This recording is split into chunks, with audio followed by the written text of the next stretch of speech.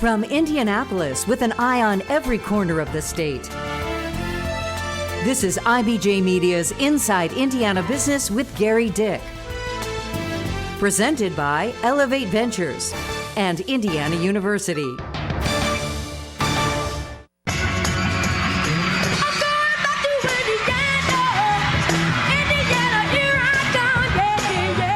Jackson 5 found their groove growing up in Gary, Indiana. There's a different vibe in the region now. New tracks to power rail riders more quickly across Northwest Indiana. The pace also picking up for companies cranking out alternative energy. While staying in tune, the leader of the band in the region, the steel industry. Northwest Indiana picking up the beat, finding its new groove, dancing into the future, much like Michael and company did back in the day.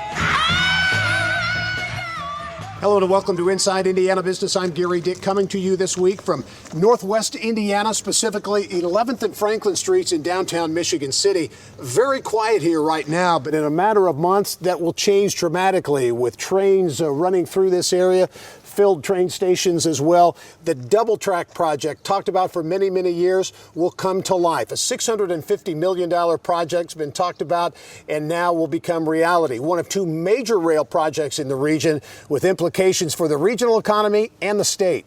For some perspective now on what these two major projects will mean for Northwest Indiana and the entire state of Indiana, really, pleased to be joined by Mike Nolan. Mike is the president of the South Shore Line. And Mike, it's been a long time coming, right? And we can certainly see progress here.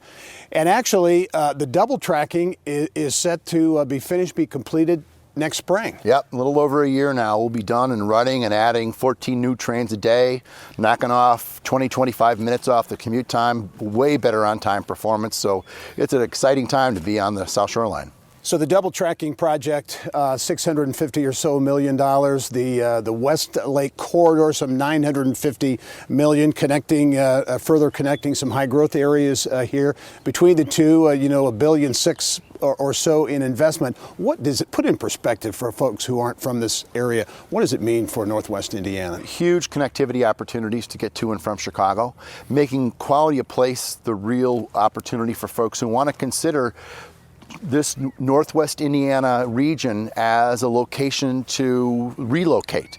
It gives us an opportunity to attract talent, to keep our young people here, to attract folks who want a job in Chicago, get the higher wage, 40% premium, but are looking for a place to live where they can commute easily to the city. In terms of what these big projects are going to attract in terms of private sector investment, I know there's some big numbers and some projects already on the books. Sure, and our friends over at the Regional Development Authority here in Northwest Indiana did an economic projection where they expect something in the range of $2.5 billion to be invested in Northwest Indiana from the rail projects themselves. I can tell you where we are today here at 11th Street in Franklin in downtown Michigan City. We're already seeing hundreds of millions of dollars of committed economic investment, and we haven't started a brand new train for over a year. Yeah, and you mentioned it, actually a stone's throw from where we're standing right here. Flaherty and Collins has already committed to a major development. I know there's a parking garage and some other investment already on the books. Yeah, I'm excited. They're going to build a multi-story parking garage for us, a brand new station that will be centered right here on the property as well, along with a couple hundred luxury apartments, some office retail. It really is going to be an economic boon for Michigan City. And again, you mentioned talent earlier, and that's such a huge issue everywhere in the country, but certainly everywhere in Indiana as well. Are you already starting to see, I know you're starting to pitch Northwest Indiana as a place, hey, you work in downtown Chicago, come live here in Indiana? Sure. What a great story to tell. And we've always had great quality of place. We have wonderful property tax situation. We got a state with a AAA credit rating. Now we can unlock the potential and cut down that commute time to and from Chicago just over an hour from here, and you can be right at Lake Michigan and enjoy the beauty of Northwest Indiana. This has been talked about, as you know, for a long, long time. There are a lot of people who say this is never going to happen. Yeah. It is becoming a reality now, and as you look at that reality beginning to take place next year when these things open up, do you sense this is somewhat of a tipping point for Northwest Indiana, that opportunity has been talked about for a long time but maybe never realized? Yeah, there's certainly a lot of people who doubted that we'd ever be here today, and here we are. So great things can happen, and this is a classic example of when this entire community, this entire region of the state came together to make this happen, to support it, to see the vision, and are now, I'm convinced, there's just wonderful things in the future to come. Mike Nolan is the president of the South Shore Line. Two major projects well underway here. Mike, thanks for joining us. Thank you. Well, the South Shore projects are perhaps the most visible and most expensive projects in the region, but there are many others in Northwest Indiana underway now as we see communities throughout the region investing in downtown development and quality of place projects, all aimed at attracting and keeping talent. Take Valparaiso, where a once dormant downtown is being transformed by tens of millions of dollars in projects. A makeover that began some 20 years ago. It includes the $30 million Journeyman Distillery that will open later this year in an old windshield wiper plant. Mayor Matt Murphy thinks it could attract 200,000 visitors annually to Valpo. Just steps from the distillery is a 60-room boutique hotel. And there's The Link, a $30 million mixed-use development that includes 120 Class A apartments. Hammond is reimagining its downtown as a result of the Westlake Corridor project, including a $30 million restoration of the historic Bank Calumet building. The Bank, just a few blocks away from a future new train station, will include more than 100 luxury apartments. Meantime, in Gary, another transformational project, this one focused on underserved populations. The $30 million Tolleson Opportunity Campus is built as a model for the state, focusing on youth development, healthy families, healthy communities, and economic development, and bringing those services closer to community. There's been so many times where projects have come to Gary, resources have been injected into Gary, but the people were almost a second thought. This time, it looks like they put the people first. And any time that you put people first, you really get a really good feel of what the needs are, what the wants really are, and how they feed back into the community as a whole. So I think that this is a transformational project that will have significant returns way beyond the capital investment of $30 million that was injected to make it happen. Well, one of the reasons we are here in Northwest Indiana is our Engage Indiana series. Valparaiso, stop number 2 of our statewide tour, where some 300 business, community, and academic leaders came together this week for a discussion at Valparaiso University on key issues facing the regional economy, from workforce and education to housing and quality of place. I'm excited about the potential of this region. And yes, there's momentum, and yes, there's progress, but there is a lot to do and to keep that momentum going. And you're seeing the collaboration between communities happen, and that's so important. I think last year, Gary, you and I spoke a little bit about us getting our swagger back and how the tide's kind of turning in Northwest Indiana. I'm really feeling that continue to be built upon. Being one of the $50 million ready applicants for the state, been a huge shot in the arm for us. There's 34 projects across that portfolio that are being implemented. And with that $50 million investment, over $600 million of additional investment is following around it. So it's a pretty exciting time in Northwest Indiana. Northwest Indiana is the second of 7 Engage Indiana events this year. Up next, Lafayette and West Lafayette, May 17. The more things change, the more they stay the same. Not exactly the case for the steel industry. It has been, and still is, the backbone of the region's economy. But how steel is made has gone high-tech, and it's kept workers on the job. They now have to know as much about data and analytics as they do about operating a blast furnace. By the way, Indiana produces nearly 1/3 of all steel in the country, keeping it the steel capital of America. Well, coming up next, the region's role in renewable energy, hydrogen, solar, wind, all part of the power plan of the future, what it means for jobs, growth, and a greener environment. At PNC Bank, we're committed to making a difference in the lives of our customers and communities by helping them move forward financially. As a Main Street bank, we try to do right by our customers with every encounter. Our local teams offer personalized financial advice to help guide you in making the best decision. We're proud to be part of your community. PNC Bank. See how we can make a difference for you at pnc.com. Copyright 2022, the PNC Financial Services Group, Inc., all rights reserved. An aviation driver in the region taking off in several directions. The Gary Chicago International Airport using $6 million in federal funding to support cargo service growth. And the Gary Air Show returning to the shores of Lake Michigan this summer for the first time in 7 years.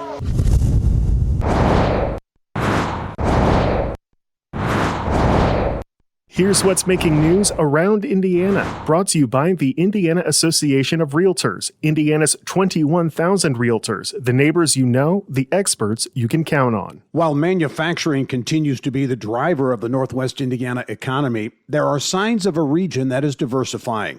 The $40 million Digital Crossroads data center along Lake Michigan and Hammond, and talk of a quantum corridor to begin at Purdue University Northwest in Westville, traveling across Lake, Porter, and LaPorte counties to an Internet Exchange superhub in Chicago, are all tangible examples of the region's connection to the information age. Northwest Indiana is becoming a center for alternative energy as well. BP eyeing a multi-billion-dollar investment at its massive Whiting refinery to accommodate hydrogen production. And there is enthusiasm around a potential hydrogen hub in the region. Meantime, Durrell Renewables is continuing to build out its 13,000-acre Mammoth Solar Farm, stretching across Stark and Pulaski counties, the largest solar farm in the United States. And NIPSCO getting national attention for its focus on renewables. We're actually going to eclipse the size of Mammoth when we think about the number of megawatts.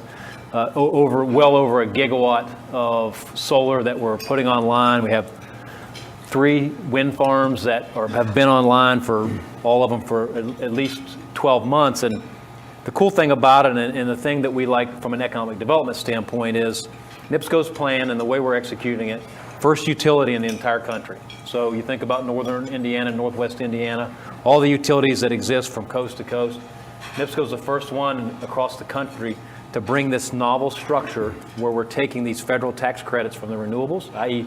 there's no renewable portfolio standard in Indiana. No one's forcing us to do it. It's on an economic basis, and we're taking those tax credits and we're monetizing them for our customer benefit. And as the economy is beginning to diversify, so too is the mindset in Northwest Indiana. Longtime business and community leader Bill Hanna says the reality of the South Shore Rail projects is making a statement that extends beyond their massive economic impact. It's a really big deal because it's one of those pieces, 30 years plus of discussion. And then, to actually see it happening, I think it dispels a lot of skepticism people had about regional efforts. They put their faith behind us. They joined us, as a team member, and a lot of people, hundreds of people, thousands of people, elected officials put their capital up on it. And so I'm very happy to see it happen so that we can do the next thing. It's like, well, we've done it once, we can do it again. It's proven out, in other words, and I think that's even more valuable than the project itself. Well, Carmel attorney Tom Dakich was born in Gary. He is a Northwest Indiana native, and he asked the question, why not Northwest Indiana? Dakich is a major driver behind a $40 million data center in the city of Hammond on the 77-acre site of a former coal plant on Lake Michigan, as well as a $240 million mixed-use development plan for Michigan City. On the Business and Beyond podcast, Dakich told me he's sick and tired of Illinois residents passing through Northwest Indiana on their way to Southwest Michigan to spend their weekends and their money. It'll be the fastest, most secure fiber network that exists today. We have to stop in Indiana, especially specifically Northwest Indiana. We have to stop thinking that we're okay with getting the scraps off the table of Chicago. Home is where the heart is for Tom Dakich. And if you want to learn more about what he's doing to move the ball forward in his old stomping grounds here in the region, you can check out our conversation at InsideIndianaBusiness.com on the Business and Beyond podcast. Coming up next, the best in Indiana tech. We take you behind the scenes at the 2023 Mira Awards, the 24th annual event. Find out which Hoosier entrepreneurs took home top honors. Welcome to the Mirror Awards. It is the Oscars for tech in Indiana.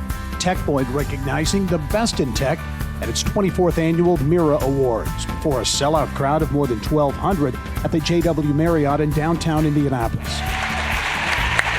A round of applause in order for Indiana's brightest tech stars, entrepreneurs from all corners of the state, recognized for their contributions in powering Indiana tech to the next level. There's momentum. The momentum actually accelerating. Most excitingly, very other key industries is driving economic growth, productivity growth, transforming business, improving standard of living, and impacting lives. One of those making a big mark, this year's Trailblazer Award winner, Triton Systems CEO Rupal Tanawala.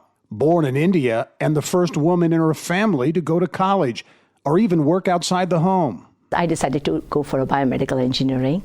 So often my parents didn't even understand what I'm studying, but they were very supportive and they said, we want you to achieve your dreams. I realized that when you're coming from a foreign country, digital equity is the key enabler for success in this country and in the time and age in any country. And they were coming here with really very limited resources, just a backpack. Dave Schleppenbach's Cadence tablet innovation is opening a whole new world for the blind and visually impaired. His Lafayette-based tactile engineering company, a double winner this year. It has an array of pixels on the surface that move up and down. If I actually push a button, you can see those pixels move. And this is showing a menu here in Braille, but it could also be in print, that a user can feel with their finger and then select the options. The youngest winner at this year's Mira Awards, Carrie Owl, a senior at the Signature School in Evansville, who came up with a high-tech way to teach his peers about managing money, an idea that has already spread to some 24 states. All our lessons are completely interactive. We've got adaptive assessments. So say, for example, we're immersing a student in a real-life financial scenario and they get a question wrong. We want to ensure that the student gets that foundation before advancing to other topics. So we use the AI to reword the question and perhaps in a different phrase, different terms used, the student gets it right and it clicks for them. And another Hoosier tech entrepreneur sparking young people to learn how to fly. Republic Airways Captain Ryan Lynch, winner of the Youth Bridge Builder Award for creating a program to help underserved students land in aviation. I just started it on a sheet of paper was my vision. When an 8.5 by 11 sheet of paper, I tell everyone, I just made a few phone calls and said, hey, I just want to bring some students over to see a field trip and stuff from it. And next, we've been doing this for 20 years and seeing how many students it's touched. For a closer look at all of this year's winners, go to InsideIndianaBusiness.com. Coming up next, Indiana's lasting impression on the environment. We will tell you about the connection between eco-friendly beer in Bloomington and fresh cuisine in Highland here in Northwest Indiana. Green, green, green. How companies are catering to Hoosiers who are craving an eco-friendlier way of life. I caught up with Yelp's Brittany Smith to talk about 5 Hoosier businesses that keep sustainability front and center 365 days a year. Brittany, welcome. Great to be with you, Gary. Hey, and we begin fittingly enough this week as we have a focus on a lot of things happening in Northwest Indiana. We begin our first stop in the community of Highland and the Greenwich Cafe. That's right. This women-owned business is located right on the main street in Highland, and they are known for their smoothies, fresh squeezed juices, and vegan-friendly eats. So if you're going there, one of the top recommended dishes is the vegan Buddha bowl with fresh grains and vegetables. And folks really love that they're using compostable containers and straws and keeping a focus on plant-forward menu options. So these are the small little tweaks that local businesses are making that really add up. Yeah, some Indiana brewers are in the sustainability game as well. A longtime brewer, very successful, Upland Brewing in Bloomington. Yeah, Upland has long prided itself in its sustainable practices, like strict recycling policies, solar power usage as a few examples. They really love to team up with local producers for their ingredients and their dishes. And one thing that you maybe wouldn't expect on a brewery menu is they have a lot of vegan and veggie-friendly type recipes. So folks really love getting the Impossible Chorizo tacos there. It stands out in their Yelp reviews. All right, we go from Bloomington to Indianapolis and Amberson Coffee and Grocer. Yeah, this is located in the Fletcher Place neighborhood. And a fun fact about this business, they have never served one of their drinks in a single-use plastic or paper cup. They're serving them all in glass jars from the beginning when they first opened their doors, which is paving the way. You don't see that in most businesses in Indy for coffee shops. And they offer $1 off every time you bring that jar back. So they're really trying to keep that cycle going with folks that are coming in. They also compost all their food scraps. So they're keeping sustainability front and center day in and day out. You always get a great statewide flavor each time you're on the show, Brittany. The Loving Cafe is in Fort Wayne. Yeah, and they're known for their vegetarian and vegan cuisine. Folks really love their pad thai and their vegan chocolate cake. So if you live in the Fort Wayne area, this is a really good spot to go. Maybe try vegan food for the first time. You mentioned Upland Brewers Brewing earlier in Bloomington, another longtime Bloomington organization, Blooming Foods. Yeah, if you're not familiar with Blooming Foods, it's a grocery store that's a co-op. They've been around since 1976, and they really want to encourage the community, support local businesses. They've got 90 local producers on their shelves, so you can go in and do your grocery shopping and also pick up a lot of great prepared foods there. And actually right now they're hosting Earth Fest programming for the Earth Month into May 13th with Composting 101 and tree plantings. They're just really engaged in the community. Well, there's no way we can leave Northwest Indiana without giving a shout out to perhaps the region's most famous family. Well, enjoy this clip.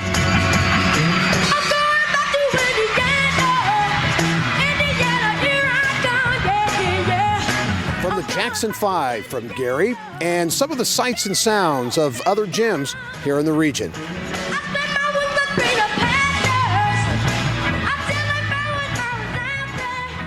Thank you for listening to the Inside Indiana Business Television podcast. Remember, you can get the latest business news from every corner of the state at InsideIndianaBusiness.com. I'm Gary Dick.